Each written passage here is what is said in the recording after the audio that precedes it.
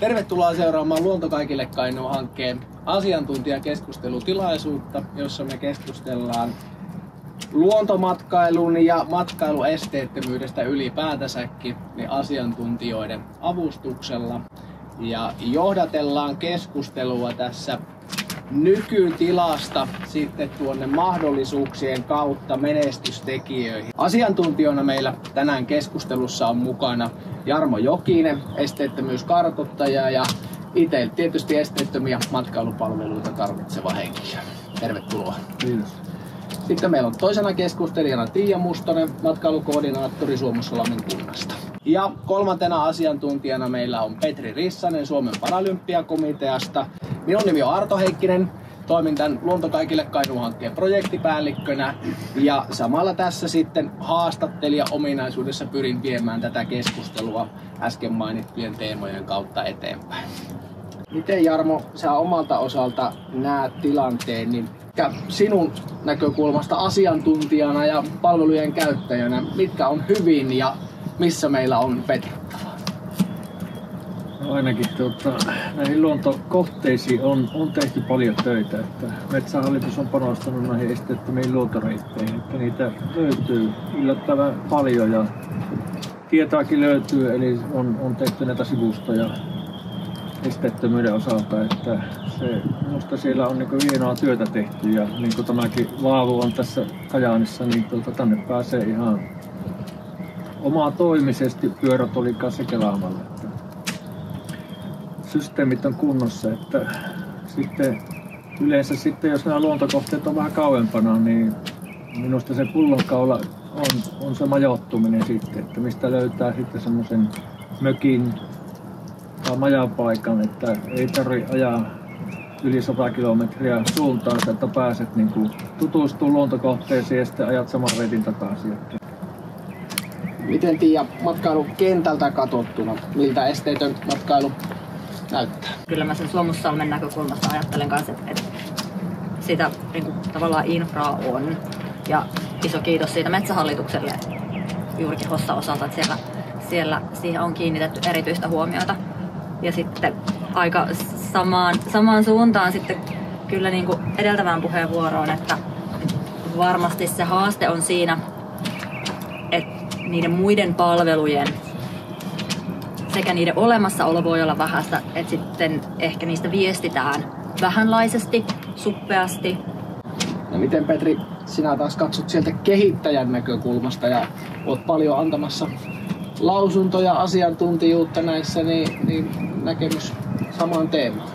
No, niin kuin Jarmo ja Tiia tässä jo toi niin asioita esille, että niin on niin asiat menossa parempaan suuntaan. Jos me katsotaan vaikka nyt se 4-5 vuotta taaksepäin, niin kyllähän se niin kuin tilanne oli hyvin semmoinen niin kuin pistemäinen esimerkiksi reittien pituuksien osalta. Sitten mitä Jarmo mainitsi, tämä majoitus on ollut yksi ja on varmaan edelleenkin isosti joutuu kehittämään sitä, mutta myöskin sitten osa niin kuin vammaisista toimintarajoitteista henkilöistä ei pysty omalla autolla ajamaan. Eli sitten miten sinne kohteisiin pääsee. Että julkisen liikenteen niin kuin kautta pääseminen sitten, niin se on myös osoittautunut niin kuin hankalaksi. Että silloin se pitäisi niin kuin se jokaisessa niin kuin tavallaan vaiheessa, mitä siihen niin kuin ikään kuin matkailuun ja esteettömään tai yleensäkin niin kuin matkailuun liittyy, niin se esteettömyys niin kuin läpileikata. Ja se mikä sitten mä haluaisin nostaa tässä vaiheessa semmoiseksi niin kuin positiiviseksi signaaliksi, että tässä ei puhuta pelkästään niin kuin negatiivisesti, niin on tämä asenteellinen esteettömyys. Eli rupeaa olemaan tätä tahtotilaa ajatella niin kuin myöskin esteettömiä palveluja tarvitsevia ihmisiä niin kuin tasavertaisena ja halutaan kehittää sitä ja halutaan palveluntuottajien puolelta niin kuin tuotteistaa palveluja. No, Jarmo mainitsit tuossa äskettäin, että luontokohteita on tullut jo hyvästi ja sitten majoituksen puolella ehkä sitten myös muissa matkailupalveluissa sitä kehitettävää, niin jos tuohon luontokohteisiin vielä lyhyesti täsmennystä, niin koetko sinä, että niitä on riittävän monipuolisesti tällä hetkellä tarjolla? Niin näissä reiteissä tietysti on se, että ne on jotkut aika lyhyitä sitten, että puhutaan 100 metristä, muutamasta 100 metristä, että jos oikeasti haluaa siihen luontoon tutustua, niin kyllähän niissä pitäisi olla sitä pituutta sitten, että se viipymä sitten on paljon pitempi siellä. No miten Tiia, miten te olette Suomussalmen näkökulmasta sitä kokonaisuutta hahmottanut? Teillä aika monipuolisesti pystyy harrastamaan. Onko se sattumien summaa vai suunniteltua tekemistä? No, mä oon verrattain ehkä lyhyen aikaa ollut vielä Kainuussa, että siellä varmasti uskon, että Metsähallituksella on varmasti systemaattista ja suunnitelmallista tekemistä ollutkin, ja se on ollut niin kuin, kun kansallispuistoa ollaan perustettu, niin oletaan, että semmoinen strateginen päätös. Sitten sitä muuta tarjontaa, mitä on esimerkiksi keskustassa tämä Patokosken reitti ja sitten jotkut meidän noista lintutorneista esimerkiksi, niin voi olla, että siellä on ehkä ollut sitten vähän sattumien summaa. No, miten Petri sä näet ton kehittymisen pitkältä aikaa? Jarmo toi esille tämän lyhyet reitit, jotka varmasti on ollut pitkään se pullonkaula, mutta mikä on oikeasti nykytilanne tällä hetkellä? No kyllähän niin enitenhän totta kai on tehty niin sanottujen kesäreittien tällaisten osalta töitä. Sen varrelle, kun sitten rakennetaan sitä muuta infraa, niin vähän ehkä useampi tulipaikka ja yöpymismahdollisuudet sitten niin retkeilyolosuhteisiin, telttailuun ja tällaiseen. Niin, ja miksei sitten joku palveluntarjoaja yrittäjä voi sitten ihan ohjelmapalvelukin tuottaa semmoisille. Ehkä voisin tuohon kehityksen tai siihen, että onko se ollut suunnitelmallista, mitä sä Arto äsken kysyitkään, niin se, että mun mielestä iso merkitys on myös sitten niin kuin näiden hankkeiden kautta sillä pilotoimilla, sillä että se tieto-osaaminen ja ymmärrys kehittyy. Sitten esteettömyyteen vielä, että se käyttäjäkunta on hyvin laaja, että ei puhuta pelkästään siitä, että sulla on joku liikkumisen apuväline, pyörätuli tai joku muu vastaava. On näkörajoitteisia, kuulorajoitteisia. Mutta että sitten tämä esteettömyys toimii myös sitten kaikille, eli lapsiperheet, ikääntyneet ihmiset. Että se käyttäjäkunta on kuitenkin aika laaja, jotka hyötyy siitä palvelusta. Se toimii kaikille. Sehän ei ole koskaan keltään pois. Tai joskus multa kysytään, että mikä se oli se esteettömyyden ideaalitilanne, niin mun mielestä ehkä esteettömyydestä ei enää pitäisi esimerkiksi luontorakenteissa puhua ollenkaan. Että on tavallaan ikään kuin normi, että joku semmoinen niin sanottu normi ja sitten on esteetön luontorakenne. Jos rakennetaan laavu, jos rakennetaan puuseen, jos rakennetaan laituri, niin minkä takia sitä ei rakenneta kaikille? No johdatetaan tuosta keskustelua sitten matkailupalvelujen pariin.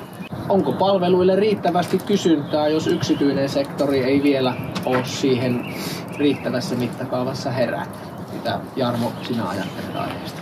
Tämä on tämmöinen muna-kana-ilmiö, että kumpi on ensin. Että jos ei sitä esteetöntä palvelua ole olemassa, niin ei sille ole kysyntääkään.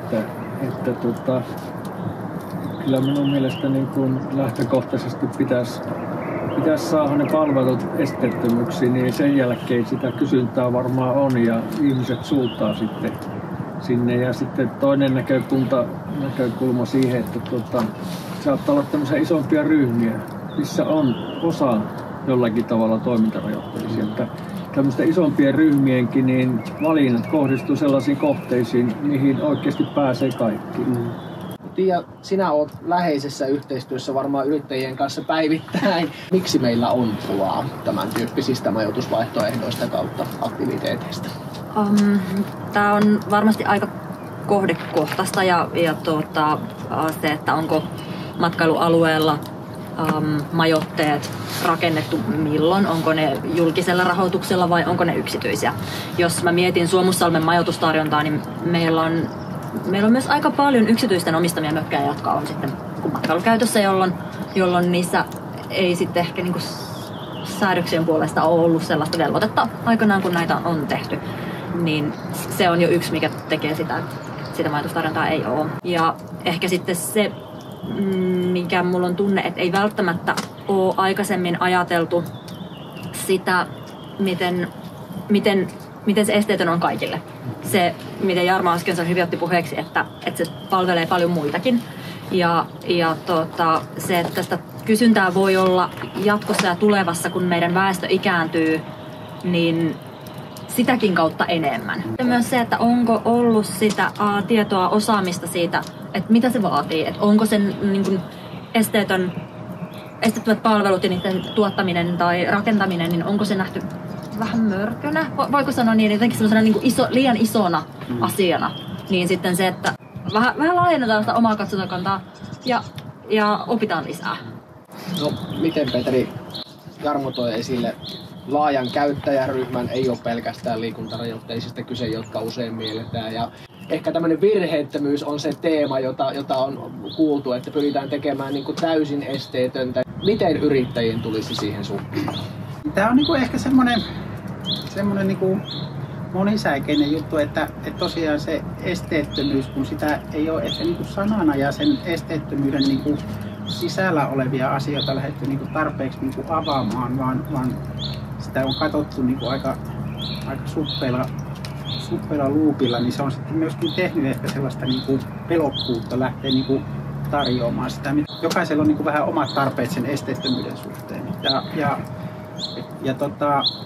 Kyllähän siinä voi sitten niin kuin vaikka yrittäjä, joka tuottaa paljon, niin kyllähän se voi sitä omaa infraansa ja ympäristönsä selvityttää ja tarkastella niitä, kelle ne niin kuin käy ne palvelut parhaiten ja aloittaa siitä, kelle ne niin kuin, minkälaisille toimintarajoitteille ja vammaryhmälle ne niin kuin käy. Telän alueelle, niin kuin Hämeenlinna, Hämeen alue, tommosen, niin siinä on syntynyt useampiakin niin kuin luontomatkailuyrittäjiä, jotka tällä hetkellä tekee niin kuin aika isostikin palveluja. Vammaisjärjestöt ja paikalliset vammaisyhdistykset niin kesäksi ostanut monenlaisia tapahtumia näitä yrittäjiltä ja ne on sitten niin kuin apuvälineitä varannut sit sinne tapahtumiin ja pystyy järjestämään. Ja tämä, niin kuin mä haluan tämän sanoa sen takia, että ei heillekään niin kuin pilvinpimeistä asiakasta heti lähtenyt tulemaan. Mä vaan niin kuin usko siihen, että me käydään koulutuksissa, me kehitetään itseemme. Ja tämä mitä Tiia sanoi, niin kyllähän sitä hirveän paljon varmaan niin kuin just sen takia, että sitä esteettömyyttä ei ole niin kuin puhuttu tarpeeksi auki, mitä se sitten loppujen lopuksi niin kuin tarkoittaa, että kun on vaan sana esteettömyys, niin onhan se vähän sellainen, että apua, mulla on nyt 2 senttiä liian kapea ovi tai luiska on niin 3% liian jyrkkä, että en mä nyt uskalla ketään ottaa, älkää kukaan vaan tulko. Ymmärretään se, että se 2 senttiä on totta kai se on merkityksellinen tietyissä tilanteissa. En halua sitä niin kuin väheksyä, mutta se, että kun sä osaat kuvata, kirjoittaa, kertoa, niin silloin sen merkitys pienentyy. Joo. Mä kävin viime syksynä tämän Invalidiliiton esteettömyyskartoittajakoulutuksen ja täytyy sanoa, että kyllähän ne on todella kovia ne vaatimukset niin kuin näihin esteettömiin. Jos virallisesti täytät ne kaikki kriteerit, niin ei tällä, mitä mä nyt oon tehnyt näitä kartoituksia, niin vanhoissa rakennuksissa niin vessat on liian pieniä, sitten on portaita ja on kynnyksiä ja oven leveydet on sitten mitä sattuu, että niin kuin minun mielestä kuitenkin pitäisi pystyä niin kuin, että kaikkia kriteerejä ei pystytä täyttämään, mutta että nytkin on tuolla Vuokatin urheiluopistolla tehnyt kartoituksen ja siellä nyt sitten löytyy sivuilta tieto, että oven leveydet on tällaisia, WC:ssä on tämmöinen vapaa tila, missä mahtuu niin kuin tietyllä apuvälineellä liikkumaan. Ja sitten on kaltevuudet rampeissa tai maaston kaltevuudet, että niin jokainen asiakas pystyy itse päättelemään niistä mitoista, että toimiiko se minulle vai ei. Eli näissä esteettömissä luontoreiteissä on teillä 2 kriteeriä, että siellä on tämmöinen esteetön luontoreitti ja sitten vaativa esteetön. Ja tällä perusteella on ollut niin kuin syy, miksi tällä hetkellä silloin sitten niin kuin tätä kriteeristöä ja reittiluokitusta tekemään, että haluttiin, että se ei niin kuin tavallaan kaadu siihen yhteen malliin. Joo, mutta pääasia on se, että niistä asioista kerrotaan. Niin, ja se esteettömyys ei ole se ainut sana, että me olemme esteetön tai emme ole esteetön. Vaan sitä niin kuin aukaistaan, mitä se esteettömyys-sanan sisällä on.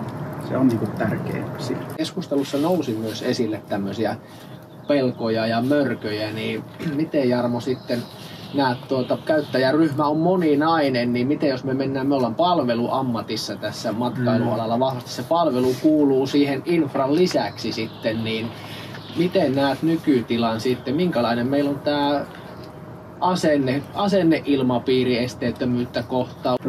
Itseä niin kiinnostaisi selvittää vähän sitä asiaa, että minkälaisia ajatuksia matkailualan yrityksillä on, että halutaanko oikeasti sitten tarjota niitä palveluja kaikille vai halutaanko sitten rajata se asiakaskunta, että mikä on täysin mahdollista. No, miten Tiia, yrittäjien puolelta sitten matkailumarkkinointi meillä ainakin perinteisesti tällä hetkellä, kun me seurataan, on se sitten kuvaa, viestintää muuta, niin monesti se liittyy sitten tämmöiseen keskivertomatkailijaan, 30-40-vuotias pariskunta lapsineen siellä menee ja näin päin pois. Se on totta, että kyllä se kuvasta aika paljon on sitä sellaista jopa Instagram- ja ihanea kiiltokuvaa. Mutta mä oon kyllä ollut aistivinani ja kuulevani myös sitä niin kuin halua oppia, tietää lisää sitä, niin kuin, että sitä, niin kuin yrityksillä, yrittäjillä on sitä asennetta, että me halutaan ymmärtää enemmän. Miten Petri, sinä näet sitten tämän asenneilmapiirin nykyisellään kautta sen muutoksen? Kun mä sanoin tuossa alussa, niin se asenteellinen esteettömyys on niinku parantunut myös niinku laajasti meidän mielestä. Ja toki se, mitä mä haluaisin nähdä vielä enemmän, että oikeasti niinku palveluntuottajasektori, niin he niinku tavallaan näkis oikeasti sen munakana-ilmiön ja että ollaan niinku tavallaan menossa hyvään suuntaan, luodaan sitä infraa. He voi tehdä Metsähallituksen kanssa alueen käyttösopimuksia oman yritystoimintansa pyörittämiseen ja hyödyntää niitä esteettömiä infroja ja näin poispäin. Ja ehkä se myös, mitä vähän aikaisemmin mainitsin, että myös se niin kuin ikärakenne muuttuu. Ehkä meidän niin kuin mun vanhemmat, isovanhemmat, niin he on aktiivisempia ja haluavat nähdä ja kokea edelleen kuin vaikka aikaisemmat. Ja me eletään pidempään, niin se on ihan luontevaakin, että silloin se toimintakyky ei pysy samanlaisena, mutta edelleen halutaan tehdä ja kokea. Tuossa just viime kesänä käytiin Hossassa testaamassa niitä luontoreittejä. Sitten meillä oli Kimmo aktiivikelaaja, niin se veti mäet ylös ihan ilman mitta-apua ja minulla piti olla sitten joku työntämässä takana, että pääsin ne mäet ylös. Erittäin hyvää keskustelua, kiitoksia asiantuntijoille esteettömän matkailun nykytilasta ja siirretään katsetta pikkusen sitten sinne mahdollisuuksiin. Miten me tällä hetkellä sitten, jos me yrittäjille annetaan vinkkejä sieltä, että miten tulisi lähteä sitä toimintaa viemään eteenpäin ja mitkä on niitä keskeisiä huomioita? Niin no ainakin markkinoiden osalta siis näitä yksittäisiä majoittuja välttämättä ei mitään kovin paljon tule, mutta että niin kuin itse olen miettinyt niitä ryhmiä, että saattaa olla 10 ihmistä liikkeellä tai 50 ihmistä liikkeellä, että esimerkiksi työyhteisöt käy työhyvinvointipäivillä, että siellä saattaa olla sitten tällaisia liikuntarajoitteisia tai muulla tavalla rajoitteisia henkilöitä, joilla on niitä erityisvaatimuksia. Että silloin se koko ryhmän valinta saattaa kohdistua johonkin yrityksiin, millä nämä asiat on kunnossa. No Tiia, miten teille näyttäytyy esteetön matkailu tästä, kun katsot sitä eteenpäin? Meille niin kunnan matkailupalveluissa ja matkailuneuvonnassa, niin mä ajattelen, että meidän pitää vielä kiinnittää entistä enemmän huomiota siihen viestintään. Me kerrotaan niistä mahdollisuuksista, mitä on. Mutta samalla mä toki toivon kovasti, että se mitä me voidaan tehdä omalla työllä, se mitä Metsähallitus on tehnyt omalla työllä infran puolesta, että se sitten rohkaisee ja puskee myös vähän sitä yrityspuoltakin siihen, että no nyt näitä mahdollisuuksia on tässä ympärillä, että mitä tämä vaatisi meiltä, miten niin kun, otettaisiin nyt niitä konkreettisia askeleita. Ja ehkä se niin kun pienin ensimmäinen askel on se, että tarkastelet, että mitä sulla on nyt, viestit siitä. Nykypäivänä kännykällä sä kuvaat jo someen valmiiksi materiaalia, niin miksi sä et hyödyntäisi sitä siitä näkökulmasta, että sä otat siitä sen niin kuin 360 astetta videota ja lisäät sen sinne sun nettisivulle, jolloin se kertoo jo jotakin.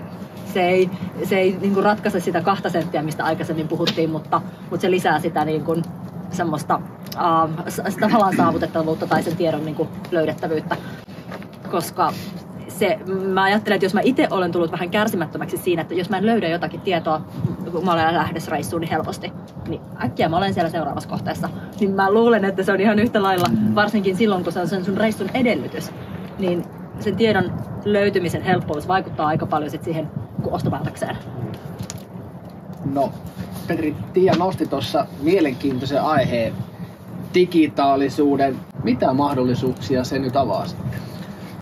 Kyllähän se just niin kuin on, tuossa Tiiakin sanoi, että kyllähän se, ne työkalut tavallaan mitä on olemassa, niin ne kannattaa niin kuin ottaa käyttöön siinä viestinnässä, sen esteettömyystiedon viestinnässä. Ja sitten niin kuin se esteettömyysviestintäkin on niin kuin, vähän sama kuin tuossa aikaisemmin puhuttiin, mitä on esteettömyys. Se esteettömyys-sanan sisällä on niin kuin monta asiaa ja se pitää avata ja sanottaa. Niin sitten myöskin sen saavutettavan viestinnän osalta, niin siellä on monia eri työkaluja, mitä voi niin kuin käyttää. On ihan nämä kuvailut, sitten on kuvailutuukkaukset, alt-tekstit, 360 kamerat, mitä kaikkea meillä niin kuin tavallaan niin kuin on, voidaan kehittää esteettömyyskuvailukarttoja. Esimerkiksi Linnanmäki, jos sanon nyt tämmöisenä esimerkkinä, niin Linnanmäen nettisivulta löytyy tällainen esteettömyyskartta tavallaan, mikä on vaan niin kuin karttapohja, mikä on sitten miten niin kuin apuvälineen käyttäjät, lapsiperheet kannattaa Linnanmäellä liikkua, että se liikkuminen on helppoa ja pääsee laitteille ja tällaisille näin, että kyllähän niitä työkaluja niin kuin on. Ja mitä sitten tähän yleensäkin tähän niin kuin esteettömän luontomatkailun tai tähän asiakasmääriin, niin tällä hetkellähän puhutaan, että noin 25% Euroopan väestöstä joka maassa niin jollakin tavalla hyötyy siitä esteettömyydestä, siitä 25%–15% se on niin kuin edellytys tehdä asioita, mennä ja edelleen sanon, että se ei ole kuitenkaan keltään ikinä missään pois, että näin. Ja nyt tällä hetkellä arvioidaan, että esteetöntä matkailua harrastaa tai noin niin kuin siitä ryhmästä, niin siellä on niin kuin noin 4–5% liikkeellä, mutta on ennakoitu, että 5 vuoden päästä se on siellä 19–20%. Et siellä niin kuin nähdään kuitenkin iso kasvu. Minä taas niin kuin palvelujen käyttäjänä, niin kotimaassa kun teet hotellivarausta, niin täytyisistä isollakin ketjuilla niin on tosi puutteellista se tieto esteettömyydestä. Että Scandic-ketju minusta on hyvä esimerkki siitä, että ne on panostanut siihen jo lähtökohtaisesti, että niin periaatteessa kaikki hotellit on esteettömiä ja sieltä löytyy tiloja. Että sitten kun menet ulkomaille, niin itse olen käynyt tietyissä Espanjan Teneriffalla ja siellä on esimerkiksi hotelleja, jotka on niin kuin pelkästään niin kuin keskittynyt tämmöiseen esteettömiin. Että siellä kaikki tilat on esteettömiä, kaikki huoneet on esteettömiä. Että minä mieluummin menen sellaiseen paikkaan, missä tiedän, että kaikki onnistuu, kun että sitten on epävarmuutta siitä, että onnistuuko aamupalalla käynti. Miten Tiia, kun myös mahdollisuuksista puhutaan ja sitten Jarmo nosti hyvin esiin, että meillä on erilaisia käyttäjäryhmiä siellä, niin kuinka tarkkaan te peilaatte tälleen käyttäjäryhmätasolla? Sitten äsken sivuttiin ryhmät, yksilömatkusta ja tämmöiset. Missä näet teillä sitä potentiaalia olevan? No, mä tällä hetkellä luulen, että sitä potentiaalia on enemmän sellaisissa pienissä ryhmisperheissä omatoimimatkailijoissa. Peilaten just tähän, mitä sanoin siitä niin kuin majoitustarjonnan tavallaan, minkä tyyppistä se on. Toki mä toivon, että kun saadaan kokemusta siitä ja palautetta, että miten tämä toimii, mitä on tykätty, mikä on toiminut, mikä ei, niin sitten että sieltä mahdollisesti löydettäisiin sitten myös niitä mahdollisuuksia isommille ryhmille. Lähdetään kääntämään keskustelua sitten loppupuolelle ja miettimään sitä, että miten me saadaan se potentiaali käännettyä kysynnäksi. No, tietysti voi sanoa, että se esteettömyys, vaikka me tässä puhutaan paljon, niin se esteettömyys ei ole se vetovoima.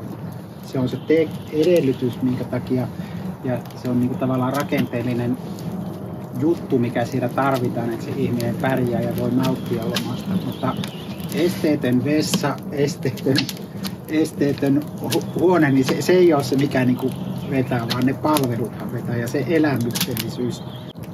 Jos me käytetään termiä, että saadaan synnytettyä esteettömiä matkaketjuja, eli kohteeseen pääsee, kohteessa voi viettää aikaa, kohteessa voi majoittua ja tämän tyyppistä, niin se taitaa edellyttää myös sitten aika vahvaa tahtotilaa sieltä matkailualueen suunnalta. Miten Tiia näet?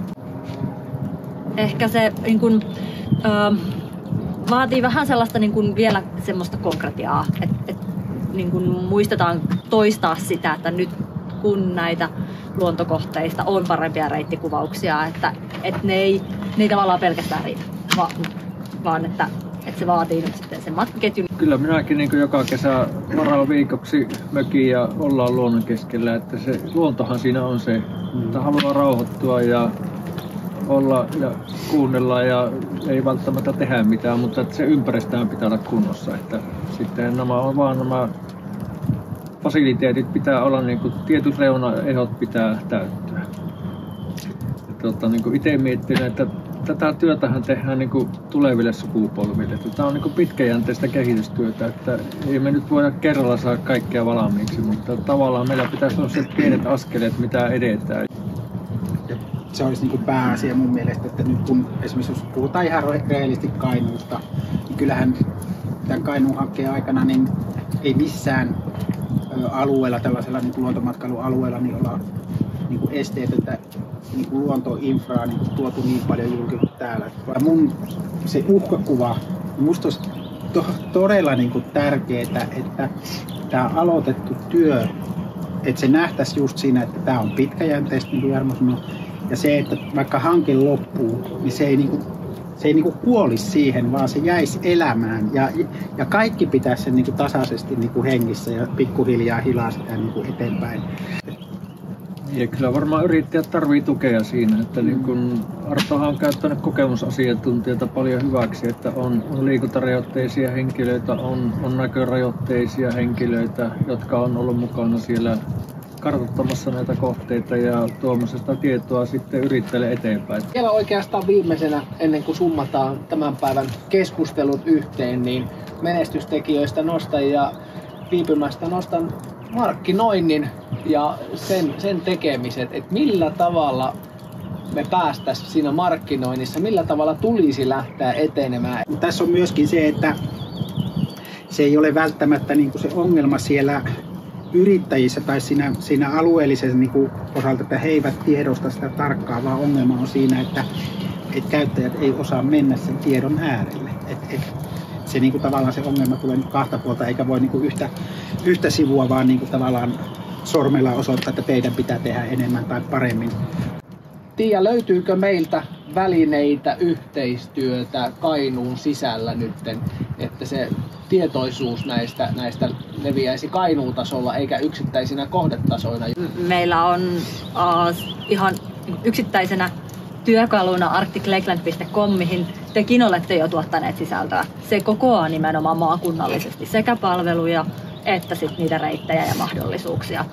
Se vielä varmasti hakee muotoaan ja ei välttämättä olla vielä tehty konkreettisia toimenpiteitä, mutta se on mahdollista. Tämä on just se vähän mihinkä Tiia sanoit, niin tavallaan se, mitä mäkin tarkoitin, että tämä kun on tämä kokoava sivusto, nyt vaan niin ne käyttäjät ja kohderyhmä pitää löytää tämän sivuston luokse. Ja se vaatii sen markkinointia. Mutta on tullut varmasti aika kiittää asiantuntijoita asiantuntevasta ja erittäin antoisasta keskustelusta. Kiitos kaikille seuraajille. Kiitos. Kiitos.